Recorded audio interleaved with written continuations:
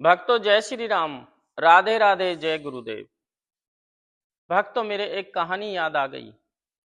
आज से करीब 20 साल पहले एक मैगजीन में मैंने पढ़ा था। वो कहानी है कि करनी का फल अवश्य मिलता है, जैसा कोई करता है वैसा उसको फल अवश्य मिलता है। उसके अंदर लिखा हुआ था कि जो उस पुस्तक को, मैगजीन को जो लिखने वाले थे, वो चलते चलते और हरिद्वार में पहुंच जाते हैं। वहां देखा क्या कि वहां एक साधु बैठा हुआ है और उस साधु से वो बातचीत करने लगे कि अकेले में बैठा है। बाबा से बातचीत की कि बाबा कैसे बैठे हो। और जब बाबा ने अपना पूरा परिचय बताया तो वे बाबा से पूछते हैं, तो बाबा कहता है कि बच्चा, मैं जो है अपने बाप के अकेला था और एक और पड़ोसी भाई था। हम दोनों कमाने के लिए चले जाते हैं, गरीबी घर में थी। तो दोनों ने जाकर के बनारस में 1 साल तक कमाया और पैसे इकट्ठे करके जब हम वहां से चलते हैं तो चलने के बाद में हमारे पास में 1-1 लाख रुपए दोनों के थे। हम हरिद्वार आकर रुक जाते हैं और हरिद्वार में मैं कहता हूं कि एक धर्मशाला लेकर किराए पर, मैं कहता हूं भाई तू जो जाकर के भोजन ले आ, खाने के लिए भूख लग रही है। लेकिन वो कहने लगा कि नहीं, आप जाओ। विश्वास बहुत ज्यादा करता था वो। अब मैं भोजन लेने के लिए चला जाता हूं और जाने के बाद में वहां से 10 रुपए का संख्या खरीद करके और होटल वाले को दे देता हूं जो रोटियां बना रहा था। उसने उस दाल के अंदर भी मिला दिया, रोटियों में भी। मैंने अच्छा भोजन खाया और खाने के बाद उस भोजन को लेकर के उसके लिए धर्मशाला में आ जाता हूं और लाकर उसे दे देता हूं। जब धर्मशाला में वो भोजन खाता है और भोजन खाने के बाद में, दाल रोटी खाने के बाद उसके पेट में दर्द हो जाता है, मुंह में झाग आने लगते हैं। वो कहता है कि भाई मेरे प्राण निकल रहे, पता नहीं मेरे को क्या हुआ, मेरे को दर्द बन रहा। मैंने कहा वैसे ही होगा, सो जाओ। लेकिन वो सोता नहीं है, वो तड़पने लगता है। अब मैंने पैसे इकट्ठे किए, वो तो सब अपनी जेब में रख दिए और जेब में रख करके उसे अपने कंधे पर डाल के लेके चला आता हूँ और आकर उसे पानी पिलाया। रास्ते में पानी पिलाने के बाद कुछ समय तड़प करके और उसके प्राण निकल जाते हैं। फिर मैं एक एमबीबीएस डॉक्टर के पास जाता हूँ और उससे जो है उसका मृत्यु प्रमाण पत्र बनवा लेता हूँ कि अटैक के कारण इसकी मृत्यु होगी, क्योंकि ये दारू बहुत ज्यादा पीता था।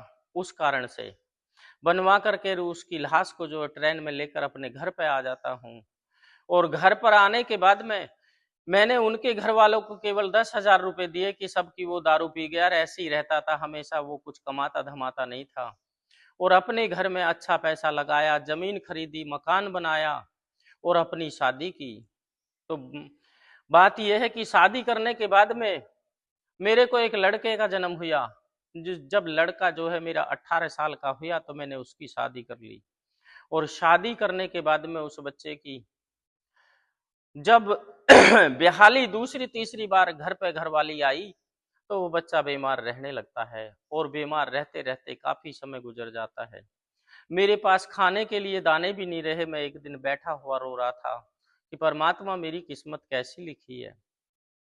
उसी लड़के के पास रो रहा था तो वो बच्चा कहता है कि मेरे से क्या छिप गए अब तुम, जो ये कह रहे हो परमात्मा मेरी किस्मत कैसी लिखी है, या तो इसको ठीक कर दे नहीं तो उठा ले। जा, मैं आज से तुझे मुक्ति दे दूंगा, 2-4 पड़ोसियों को बुला लाओ। तो जब वो पड़ोसियों को बुला कर लाता है तो वो बच्चा कहता है कि मैं वही हूँ जिसने जिस जिसको तुमने जहर दिया था, क्योंकि होटल में मैंने तो तेरा विश्वास किया, होटल में जाकर तेने उसमें जहर मिलवा कर मुझे खिला दिया। और आज ये कोठी मकान सब और जमीन वगैरह तुमने उसी से खरीदा था। अब ये सब बिक चुके हैं, मेरा कर्जा पूरा हो गया है और ब्याज तक भी खत्म हो चुका है उसका। अब बाकी तेरा रह गया है। ठीक है, जब तू तंग आ गया तो मेरी तेरी राम राम इतनी कह करके, और भक्त तो बताते हैं कि वो राम राम कर लेता है, उसके प्राण निकल जाते हैं। लेकिन उसको बड़ा पछतावा होता है। उधर घर द्वार सभी को छोड़ करके और वो एक साधु बन जाता है। साधु बनने के बाद घूमता घूमता वह ऋषिकेश पहुंचता है, हरिद्वार पहुंचता है। हरिद्वार में उस पत्रकार को मिला, और उस पत्रकार ने अपनी मैगजीन के अंदर लिखा, वह मैगजीन जो है धन धन सतगुरु सत्संग के यहाँ से निकलती थी।